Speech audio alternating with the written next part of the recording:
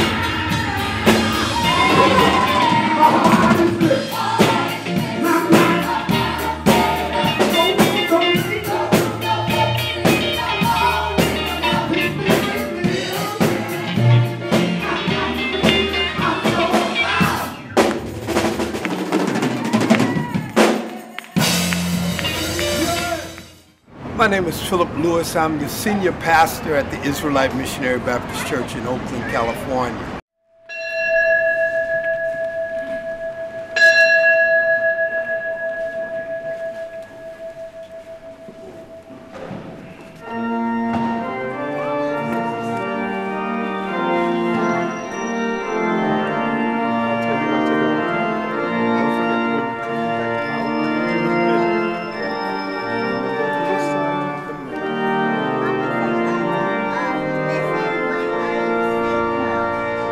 My name is Mauricio Wilson, and I'm the rector of St. Paul's Episcopal Church in Oakland. All right, thank you. And you can stop yourself for your no bread at all? Okay. That's cool. Put the top in. Okay. Pilgrimage for me is an everyday thing of my spirituality, and it means that I will be in a journey in search of a sacred place where I will have a spiritual awakening through learning more about the socio-economic, political, and even the everyday life of Oakland. I am Tita Valeriano, and I am an outreach director for the National Office of the Evangelical Lutheran Church in America. One of the things that happens when you're doing ministry is that you tend to get encapsulated in the daily routine of your own place. Because of the complexities of my parish, I don't get many opportunities to go out and meet clergy around Oakland. So here was an opportunity given to me to have a weekend where only clergy were going to be present, and therefore I was going to be able to get a quick opportunity to meet several people who were doing the same thing I was doing. Here were some pastors coming together, some faith leaders coming together to really look and see what was really going on in our city and to fellowship with each other. And I felt that that would be a good thing to do, to fellowship with people from different cultures, to try to learn to understand each other and understand our differences, but yet at the same time, the sameness that we all have together. Actually, the other thing that really drew me to it is the possibility for a community of people of color, of church leaders of color, to come together. I know that this is a very diverse city. At the same time, there are only also a few possibilities that we can come together from different denominations, and also to reflect together. That is the thing. We can probably meet on the street, but we never had a chance to come together, see it, and know more about each other and reflect on the context of where we do our ministry and the mission. When we were together at the retreat center, we got to share our voices with each other. In the army of the Lord, on my war clothes on. In the army. It felt like we had been together all our lives, that we had been singing these songs together forever. So it was wonderful to just be there and share our voices, voices of hope, voices that treasure what it means to be followers of God.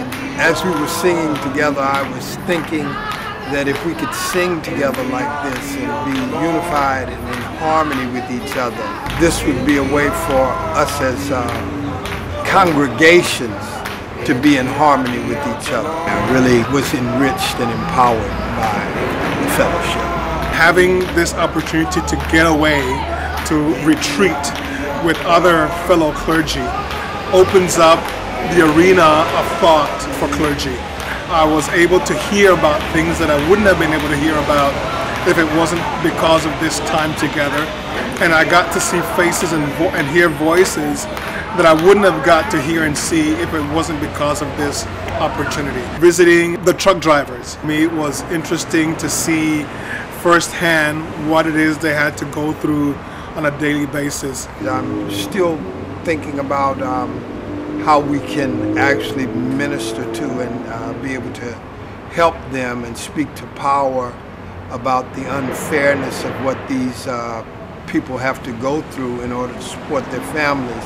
We went and be able to hang on those big trucks in the middle of the road and and talk to them and learn more about their experiences. To visit in the Fruitvale area, one of the ministries that my parish is now supporting, Street Level Health Project. I had not known about it before, and now not only is my parish supporting it, with the Episcopal Diocese of California supporting it as well. So it was just wonderful to get a first-hand knowledge of that ministry that is happening. And I don't see any way I would have known about it if it hadn't been because of the pilgrimage.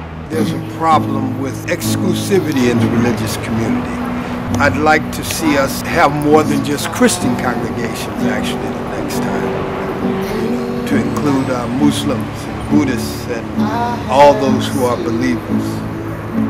I think that this would go a long way in bringing in a spirit of inclusivity, where we would be able to see the sameness in each other instead of the differences, instead of dwelling upon the differences.